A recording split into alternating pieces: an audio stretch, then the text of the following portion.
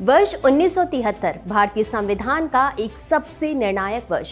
मामला था केशवानंद भारती बनाम केरल राज्य, जिसने भारत के संवैधानिक ढांचे को हमेशा के लिए बदल दिया। उस दौर में केरल सरकार ने भूमि सुधार और सामाजिक आर्थिक समानता के लिए कई कानून लागू किए, जिनका सीधा असर परंपरागत धार्मिक संस्थाओं की संपत्तियों, विशेषकर मठों पर पड़ रहा था। इनमें से एक था एडनीर मठ, जिसके प्रमुख स्वामी केशवानंद भारती ने इन कानूनों को अदालत में चुनौती दी। यहाँ वास्तविक मुद्दा सिर्फ संपत्ति का नहीं था, बल्कि मुद्दा था कि आखिर संसद की संशोधन शक्ति की सीमा क्या है।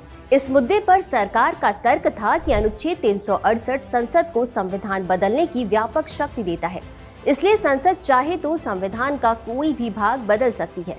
अर्थात सरकार के पास संसद द्वारा संशोधन की शक्ति असीमित है।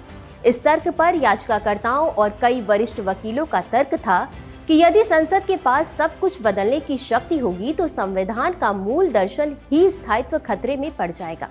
13 न्यायाधीशों की सबसे बड़ी संवैधानिक पीठ, 68 दिन की सुनवाई, 7000 से अधिक पेज के दस्तावेज और अंत में एक 7:6 के बहुमत से ऐतिहासिक फैसला। सुप्रीम कोर्ट ने कहा, संसद संविधान में संशोधन कर सकती है, परंतु संविधान की मूल संरचना अर्थात बेसिक स्ट्रक्चर को नष्ट नहीं कर सकती। अदालत के इस फैसले ने पहली बार संसदीय सर्वोच्चता और संवैधानिक सर्वोच्चता के बीच संतुलन स्थापित किया।